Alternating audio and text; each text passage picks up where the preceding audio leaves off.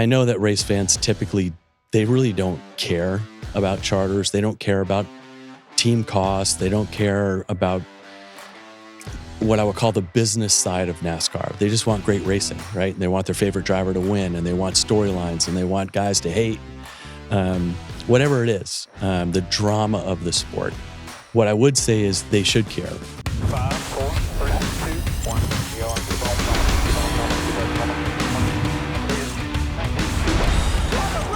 California's Kevin Harvick does it. Straight making right there. You're the man.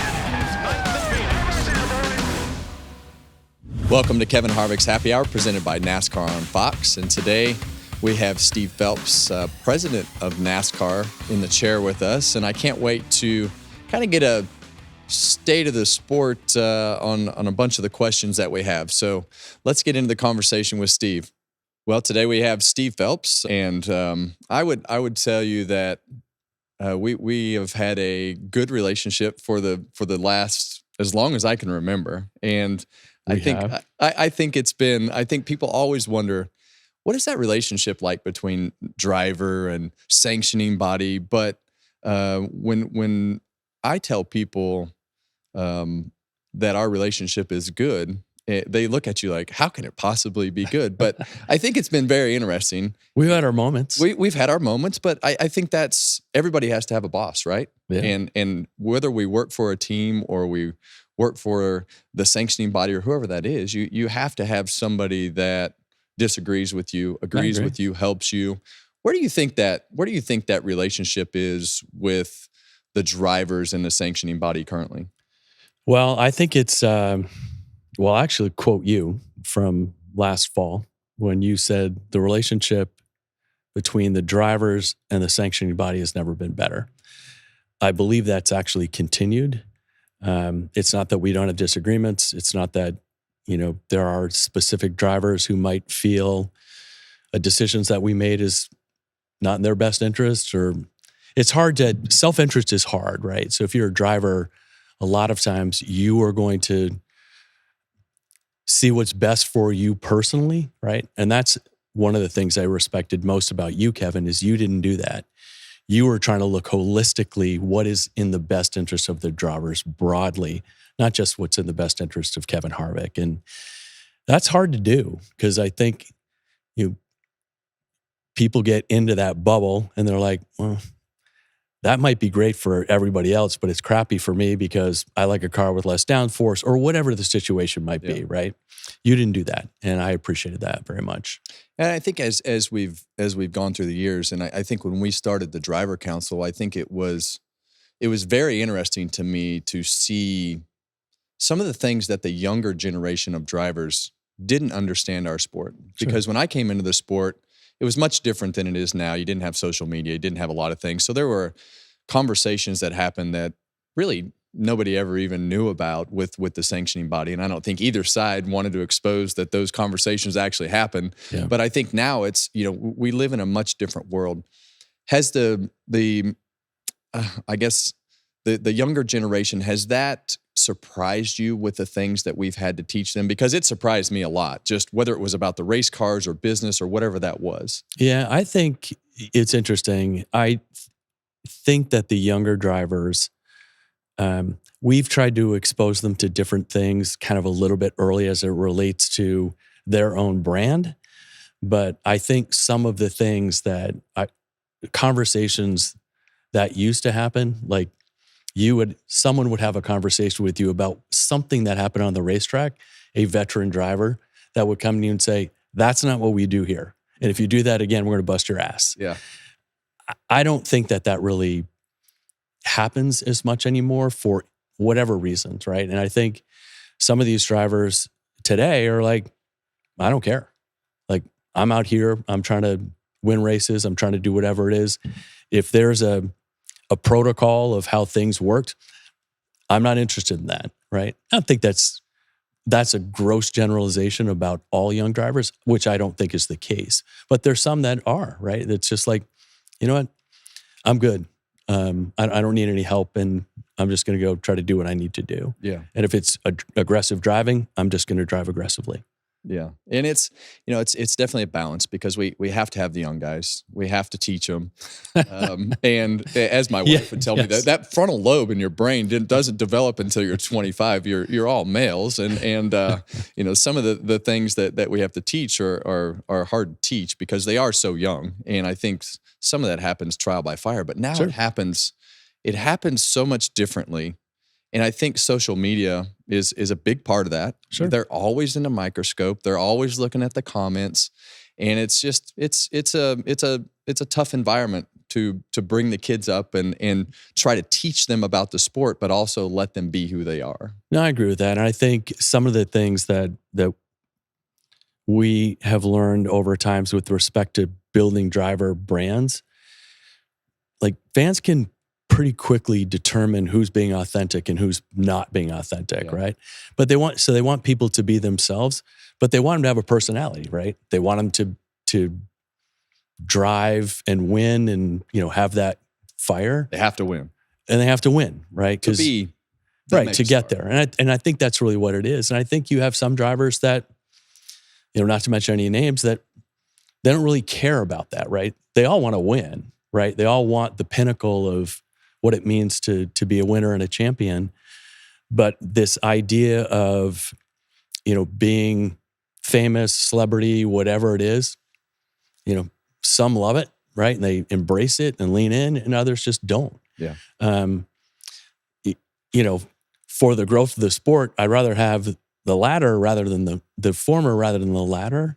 But, you can't force someone to be someone they're not. Yeah. And, so you lean into those that really want to embrace, their personalities being out there and, showing that to the race fans. And those that don't, you lean into the success they have on the racetrack. So I look at our sport right now, and it's been much different for me kind of looking at it. I've always tried to look at it from a broad perspective, like you said earlier. And I think TV, sitting in that TV booth and sitting in a meeting so early on while I was still driving, having all the things that happened with the driver council, it gives you a much different perspective. And now that I've been watching the races as a fan and also having to watch the races so I can do my job, currently sitting in this studio, I look at the most popular driver as an interesting debate right now. Because you have Chase Elliott, who has won the trophy for however many years. He, has won on the racetrack this year, and I think that helps a lot. I think that when you look at the other side of that, you've got Kyle Larson. Kyle Larson is at every short track, races every week. He's engaged with the fans after the races. He's doing those things. I feel like if it was a vote from what you see on TV, Kyle Larson wins that most popular driver battle currently. What do you think? I know this is a tough question for you to sit here and have to answer, but I think, listen, it's an interesting debate though, because he's out there. Kyle Larson is out there so much, and he's won those fans naturally by just winning. I agree. Well, listen, I'll speak to Kyle first. We'll start there because it's probably slightly easier. If he wants to race anything, right? And he has, right? I mean, I think the IndyCar experiment was a good one in circumstances, cautions and different pieces. I mean, can he win an IndyCar? He can win an IndyCar. I think anyone would suggest any car and an IndyCar. And I do think, that debate about who's the best driver in the world and where's Max Verstappen stand, it's just it's in some cases to me is apples and oranges. With that said, Kyle clearly loves to race, right? And he can win in anything. And it is not, to me, it is about his winning, right? It is about his talent. And whether it's, Tony Stewart or all these other folks, pundits who are saying, hey, he's the best driver in the world, right? Or he's a generational talent, or whatever it is that they say, which are all true. But I do find it interesting. He does put himself out there. And like, if we ask him to do something, he'll do it. Like every time. But he's not a larger than life personality. He just isn't. I mean, he's himself. He's quiet. He's not going to get in someone's face. He's not going to fight, right? He's just going to go out and try to win on the racetrack every single time he gets on a racetrack.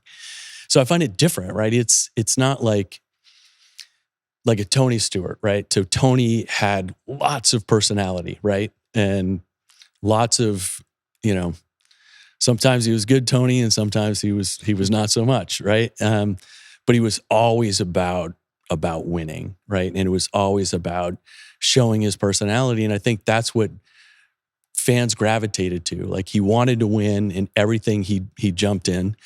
And when things didn't go his way, he was going to tell you, right?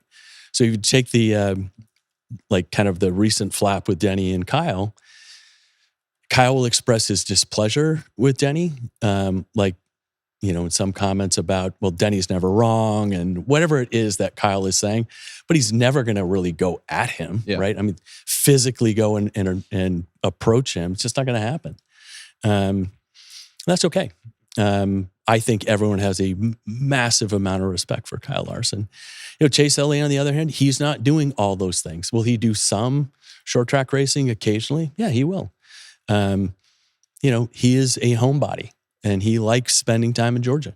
Yeah. And it's hard to fault him for that, right? That's what he likes. And that's what he's most comfortable with. And it's I think to some questions, when you are the most popular driver, whether it was Dale Earnhardt Jr. or Chase Elliott or whomever, I think there's a burden that comes with that. And some people are really good at embracing it and other people find it more difficult. And, for me, I think it's important that Chase is just Chase. Yeah.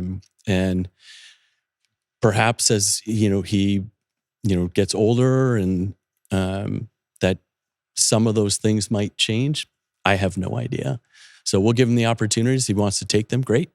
And if he, chooses to, just want to spend more time in Georgia, so be it. Yeah. Interesting dynamic. And it's got two totally different scenarios. And I truly believe that our drivers make a better transition into IndyCar and F1. Oh, I agree. I think if we sent Kyle Larson and sent him to a Red Bull car right now, I think he'd go wheel to wheel with Max Verstappen, and it wouldn't take him long to figure it out. I think if you flip that switch and you sent Max to a stock car, I don't think that would. I agree. I think it would take a lot longer. NASCAR is just such a unique. It's just the car is such a unique dynamic to how you drive it and the things that you do. I agree. Much different than it used to be from the older cars to the next gen cars. So I think that's a great debate. I'm glad that one of our guys are in that conversation from a NASCAR standpoint. I agree. I think it's terrific. I think it's great for racing. Let's switch gears and go to last week. We have the penalties with Austin. In my opinion, this car has changed the dynamic of what you can do inside the car, the aggression level. I tell our guys currently that we represent. I tell everybody who watches the sport, err to the side of being too aggressive. Never, with this car, you cannot be successful without being aggressive. And I think we saw the end of that race. I think a lot of our guys have spoken out that that's just not what we see the racing needing to be from an etiquette standpoint. Obviously, you guys made a decision with the end of that race, and we saw the penalties and we saw everything. What was that decision like internally, and how tough was it? Because you guys have been through a number of these situations, and it's a different era, but that's got to be a tough spot to be in. Listen, honestly, Kevin, we don't want to penalize drivers. We don't want to have cars not pass tech. All of that we don't want. But there is a responsibility if you were going to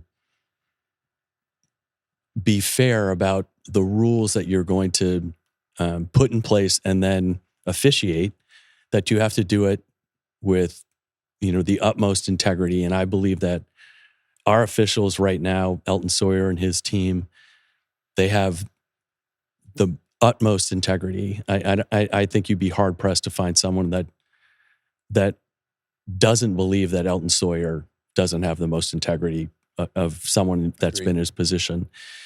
So, the decision is each of those is unique, and we have to treat it as unique. So they essentially will come back, they'll look at all the data, they'll try to figure out, in their minds what happened. I think the difficulty as it relates to this specific incident, and I've heard from drivers over the years, I don't know where the line is. Tell me where the line is. Can you show me the line? I'm like, I can't show you the line, but you will know when it has been crossed, right?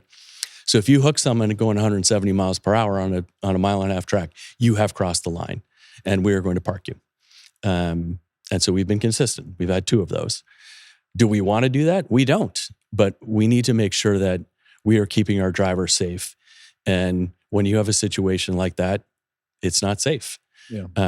I think as we were looking at, again, the data and what happened, it happened so quickly, but you had 2 incidents in, a split second, right? Turn 3 had an incident, turn 4 you had an incident, and the race was concluded. I think the bump and run or slam and run or whatever it was, right? I won't suggest that there wouldn't have been a penalty. I have no idea, right? Because you had a second move, and the second move was a hook, in our opinion, right?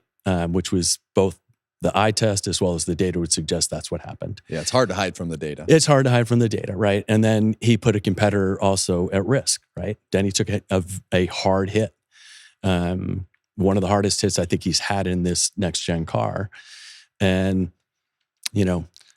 there was a line that was crossed in our opinion. So they will have the ability to appeal it, and they will.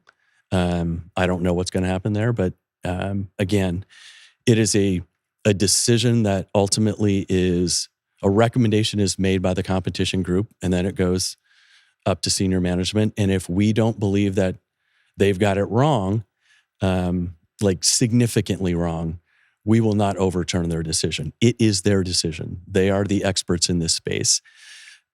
So, did it go to Steve and Jim and myself? It did.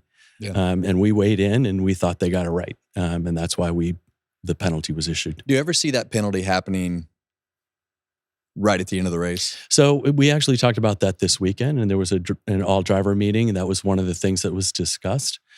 Would we like to see that? I think it's something that we can do in the future. And so essentially you have options, right? You could say, hey, it's a 1-lap penalty. Yeah. It's a 15-second penalty. It's whatever it is.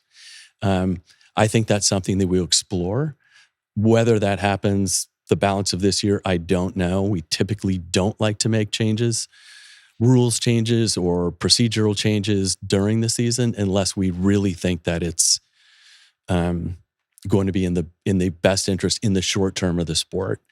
But it's something we'll explore. Good. And I think you guys got it right.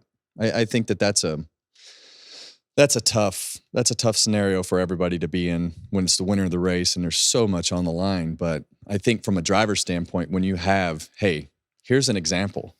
And I think this car has taken that aggressiveness to a whole new level with how you have to be aggressive. So I think you guys got it right. And I think that sends a clear message to the competitors as to where they stand and what they do. Well, I'll take it one step further.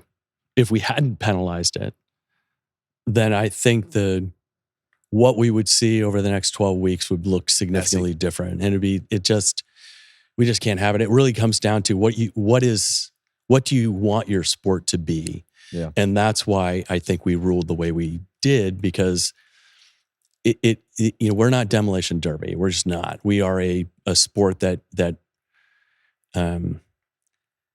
if we had done nothing, I think we would have opened ourselves up for a mess, honestly. Yeah. It would have just continued to escalate and gotten worse. I think agree.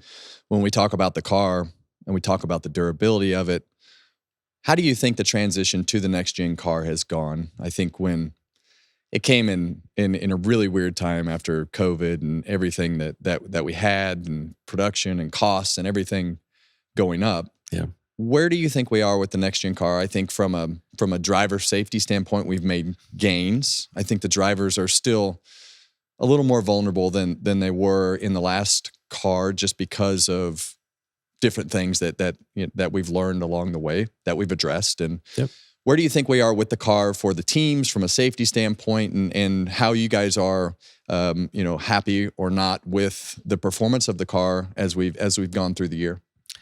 Well, I'll start with safety first. I think we have made significant gains in the front and the rear of the car, and trying to soften those up to make sure the crush panels are large enough that we can affect the energy transfer and not have that energy transfer go to the driver. That has been significantly better. I think the other area that we have spent a lot of time and kind of mandating where things are with the seat and the headrest. And I think we've made significant gains in those areas that I think have helped from kind of concussions and where that is. Is it perfect? No. Will it ever be perfect? No. But I think, our group in safety really works hard, John Padillac and his team, because they care about the health and safety of our drivers. And I believe that to be true. And I know that you believe that to be true. Absolutely. Was it ideal in 22 with some of the issues that happened? No. The rear of the car in particular, when the car was backed into the wall, we were seeing significant issues with driver health and safety. We addressed that as quickly as we could. It is not a fix you can make on a Tuesday and then implement it immediately. It took longer than I would have liked, but it was necessary in order to make sure that we were making the changes that were the right changes that wouldn't negatively affect another part of the car and another part of the wreck. This car's initial safety, what we are looking to do is to eliminate catastrophic injury or death.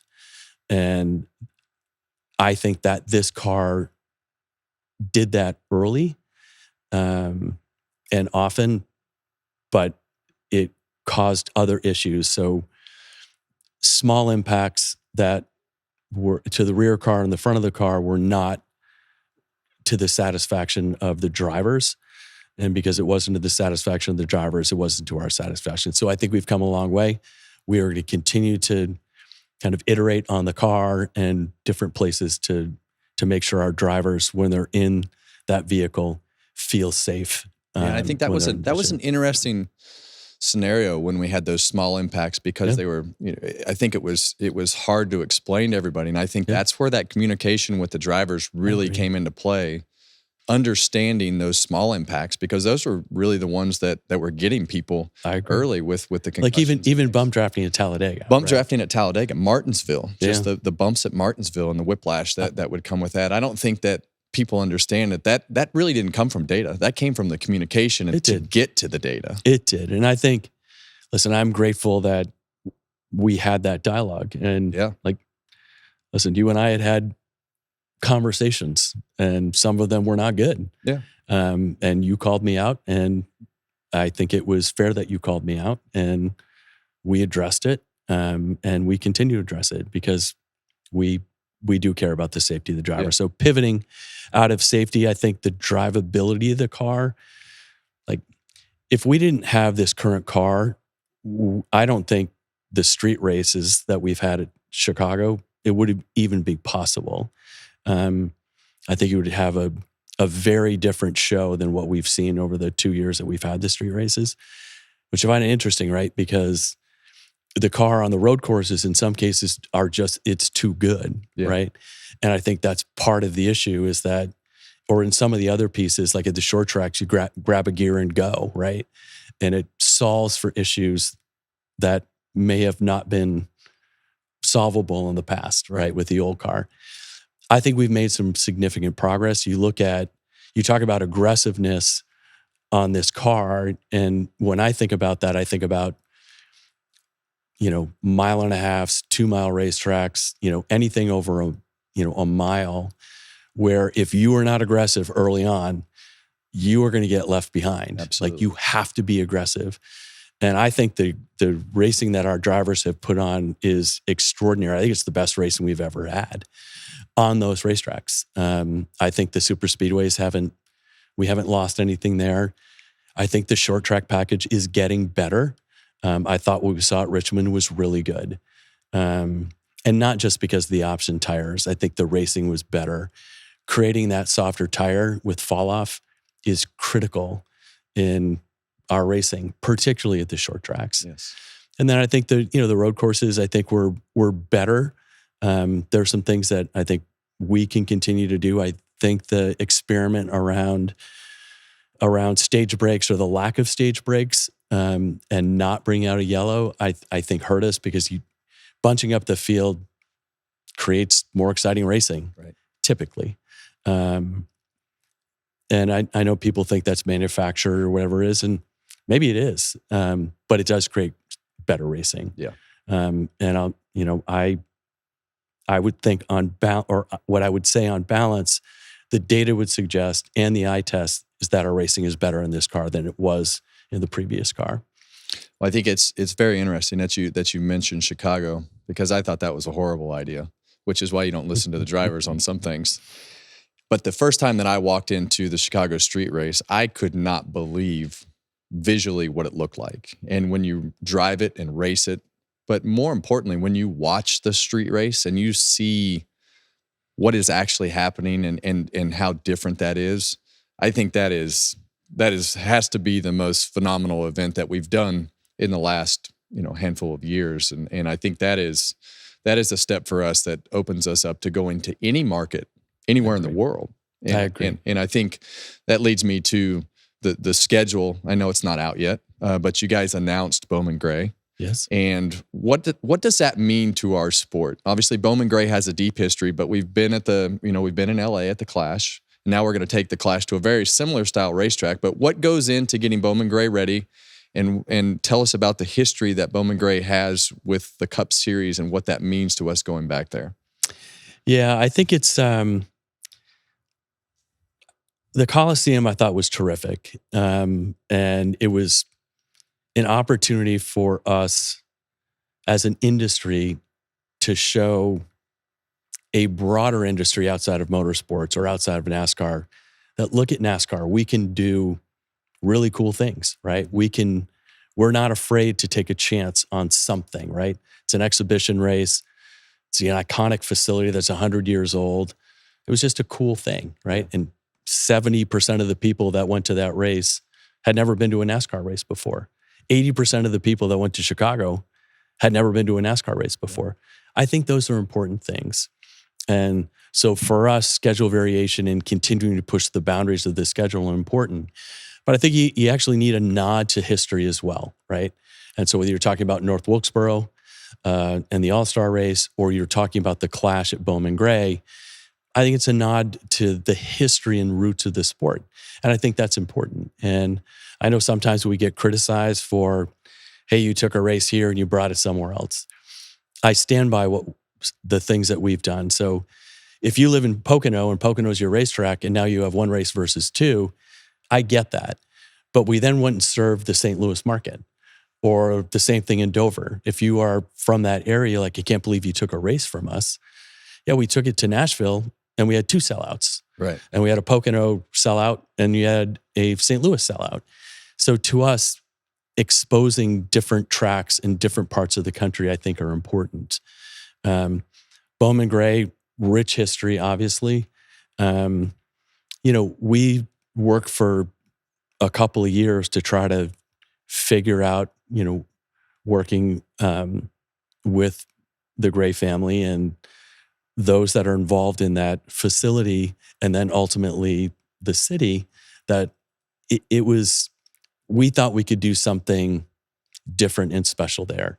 Not just to the racing that happens, kind of on a weekly basis, but can you bring a national series race there? And what does that mean to the sport? I'm really excited about it. And it'll be another sellout, which is great. And we went on sale this week and had a significant number of pre-orders. I think the fans are really excited to go see what that race can be. I know I'm excited about it. Do you see anything else racing with the Cup Series there? That's a good question. I don't know. Nothing to announce at this particular point. Yeah. But I do think there are other opportunities there. to broaden the schedule that will be there. And I think that it'll be important for us to make sure that we are exploring what could go there. Yeah. So we'll see. Again, for us, I think it was probably a very poorly held secret that we would bring the Clash there. But I think the response thus far has been really good. Good. When you look at everything else that you have going on, I think that the mixing up of the schedule and going to Bowman Gray and the Clash and Chicago Street Course and all these things that you guys have done, I think mixing up of the schedule is truly important to keep it fresh and people intrigued. So I think that will be something that people will definitely want to tune into when you turn on in February. And I think that it also brings in a regional racetrack that has a grassroots background. Massive history. Yeah, and massive history in our sport. So those people want to see, they're coming to see a cup race and they're coming to see the cup cars. And that's not a group of people that we will have to educate about our sport. I agree. But I think the important thing here, Kevin, is listen, were we criticized about going to Chicago for the street race? Yes. Were we criticized for going to the Coliseum? Yes. And then I think it happens and people are like, oh, well, that's better than I thought it was going to be. Yeah. We had a whole industry going to the Clash the first time. They're like, why are we here? Why are we going there? Dumbest thing ever. Dumbest thing ever. And then we got there. I have never been, that first year for the Clash at the Coliseum, I had never seen a happier group of NASCAR people. Because at some level, people in our industry are going to complain, right? Yeah. It's just a question of what percentage of that are complain. I didn't hear one complaint. Not one. People were happy. I'm like, what is going on? This is knowing fantastic. what you know now, would you have done it more than 1 year? Going forward, I think events so. Like that more than 1 year? You know what, Ken? That's a really good question, right? So there are things that you need to do to scale it, right? So there are costs associated with that we have to amortize over time because we lost millions and millions of dollars on the Clash, but it was an important thing to do. It was important for our friends at Fox. I think it was important to kick off the season the right way. It was unique. It was different. It allowed people to think differently about the sport. And when I talk about that, I'm not talking about people who are in the sport or stakeholders or longtime fans. It's those that are on the fringe or would not consider NASCAR to be part of their subset of sport. And I think that's an important thing for us. And so the converse, I think, is going to happen with a Bowman Gray, which is you are going to get casual fans that we have now brought to the fold with a lot of the different things that we've done, Netflix shows and different pieces, where you have this massive new fan base that's here. And then they're going to look at this historical, crazy, things at the Madhouse and the documentary and the whole thing. And they'll be like, wow, this is insanity. Yeah. And I think that's a good thing. I really do. So it's not just serving the long-term fan. I actually think it nurtures these new fans too. And so I think it's the best of both worlds. Yeah. I can't wait to see it. Yeah. And I think there's a lot of people that can't wait to see it. So we're looking forward to heading there with Fox February to get the season kicked off. Last hard question. And then softballs? Or is this the last question? Then it's a softball, and you're going to have to dig deep to find an answer to my last question. But the charters, it seems like it has drug on, and here we are. We're getting towards the end of the season. I think there are some interesting dynamics that go with everything, with where we are. Where are we at with the teams and the charters, and how do you feel about everything? So this is one of the first opportunities of, we are not going to negotiate in the media, and we never have during this whole process. And the teams that felt the need to do that, that's fine. I think, listen, do I believe the charters will be extended? I do. Do I think it's important that they're extended? I do. I think it's in the best interest of the sport that the charters are extended. And I know that race fans typically, they really don't care about charters. They don't care about team costs. They don't care about what I would call the business side of NASCAR. They just want great racing, right? And they want their favorite driver to win, and they want storylines, and they want guys to hate. Whatever it is, the drama of the sport and great racing. What I would say is they should care, because healthy race teams put on better racing.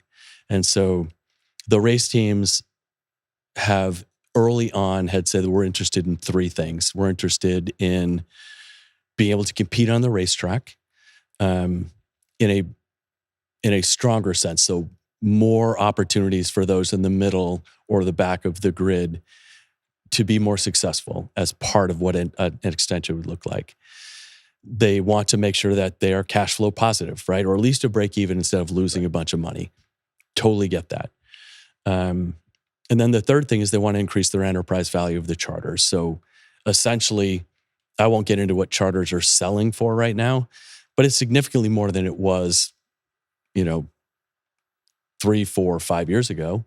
It's a lot more than it was 9 years ago because they didn't exist. I could have bought one for $1 million. And now I think the last one sold for $30 million. So just to give that some perspective on the growth. And I think, there are things that we need to do in managing and governing the sport that I believe can help the race teams. So, and part of that is managing cost. So what we have offered the race teams is more money. I won't get into what that looks like, but there's more money because it was important to the race teams that they have more money.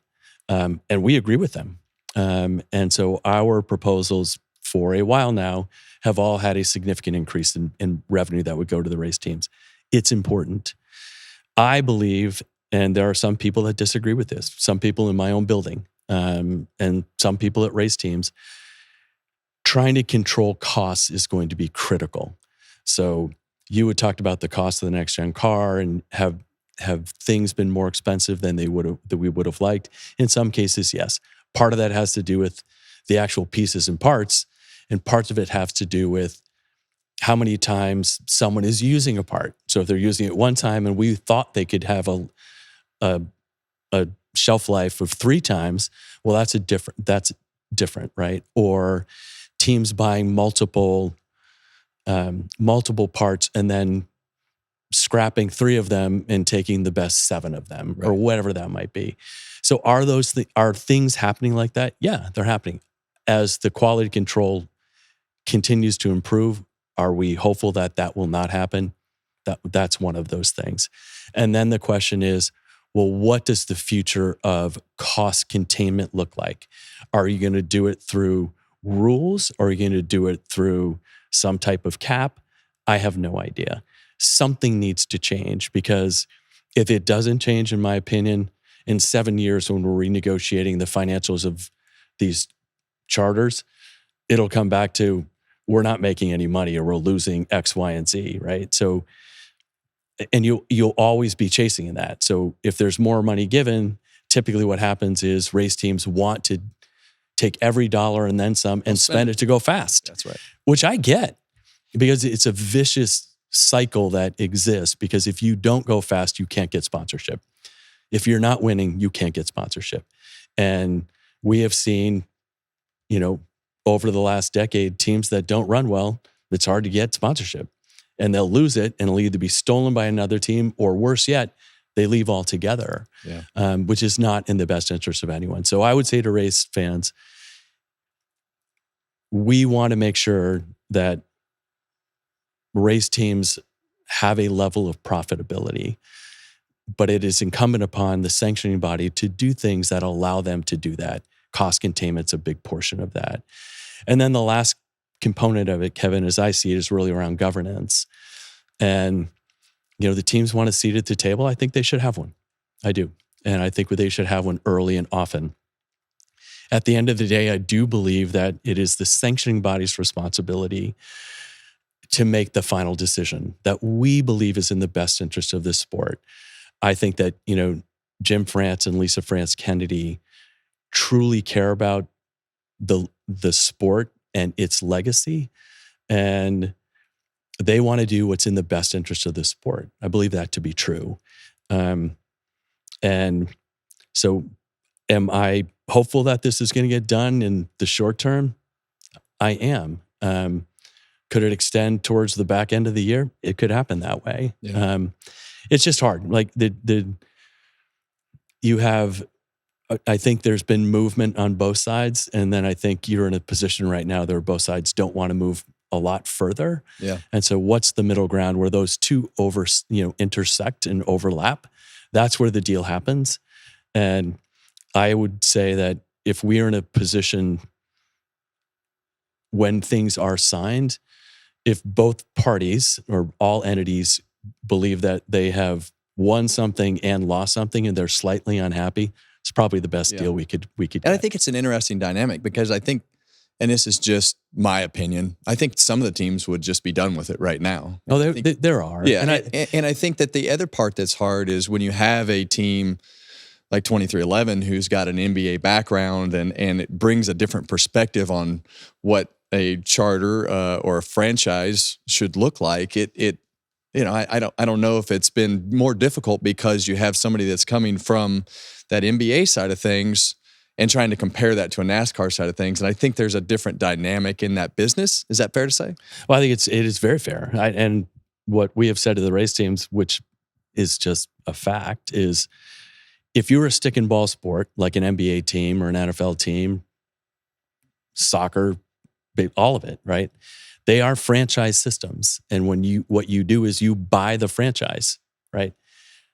What a charter is not a franchise. With the charters, you are buying a guaranteed starting spot. Mm-hmm. You are buying some known revenue that's fixed, and then you compete for the rest of the revenue, right? And you're getting some level of governance. That's what a charter is. That's where it starts and stops. It is not the collective of 1/30th, and I represent 1/30th of the sport. And we have a commissioner that essentially is our CEO that's making the decisions across all 30 or 32 franchises. Right. That's the difference. And so, but you go back to what it is a charter is supposed to do, and it really is, does it provide some level of governance? Yes. Does it provide some level of enterprise value if I decide to get out of the sport? It does. And does it provide fixed and variable revenue? It does. And so, again, I'm hopeful to get this behind us because, it creates noise in the system that I don't think needs to be there. And I'm not suggesting that this is a team thing solely. I'm not suggesting it's a NASCAR thing solely. I think it's just, kind of how the negotiation needs to unfold. Yeah, and it's the worst part about every interview that you do right now because you have to answer the same question over and over. It's like when I gave you more than I give most people. Yeah, well, I appreciate that, but I think it's a difficult scenario that everybody's in. But we wish you the best and working through it. But the last question that I have, it's the most pressing question that I always ask everybody is, what was your first car? What did you drive? What kind of car was it? Where did it go? Well, the first car I drove was a Buick because my father was a car salesman, a Buick car salesman. So it was a light blue Buick Century, maybe the ugliest car ever built, or one of them. Yeah. And I'll give away my age, but I won't. But it's that was my first car. It actually wasn't my car. It was our family car. Yeah. I had a series of beaters that went from there, but it was, I consider that to be my first car. Did you wreck it or did you give it back? No, I didn't wreck it. It was, they were sold on a fairly regular basis on kind of cars that were demo cars. Understood. That were then our cars. I understand. I'm not suggesting I haven't been in wrecks. I have, but none have been my fault. Have you ever driven anything extremely fast? On a racetrack, obviously. So I drive a Tahoe. Do I drive my Tahoe on the street? fast? Have you ever driven in a race car or been driven fast? I have been driven fast. Okay. I have been driven at 185 miles per hour at Daytona International Speedway on a ride along. No kidding. And I remember, I'm not going to say who the driver was. We came out of turn 2 at speed. Yeah. And the car just drifts towards the wall. I'm like, hey, we don't need to get, say, wow, that's pretty close to the wall. Like, we weren't even close to the wall. I'm like, okay, now I feel stupid. I love when people do that because it looks so easy on television and you get in that car and you go that fast and you feel like you're 2 inches from the wall and it's 12 feet. No, I agree. Yeah. I'm like, oh my God. Hey, we don't have to get that. He's like, Yeah. We're not close. We're not even close to close. Well, that's great. Well, I'm glad you took the time today. I appreciate you filling us in on the state of the sport, I guess, basically of where we stand on a number of different topics. So thanks for taking the time. It was my pleasure, Kevin. Well, I want to thank Steve for taking the time to come in studio and really give us a great insight on where the sport sits and where the sanctioning body sits on a number of different topics. So we encourage everybody to follow us on YouTube or wherever you want to follow us on social media and catch us on occasion on FS1. So thanks for the time.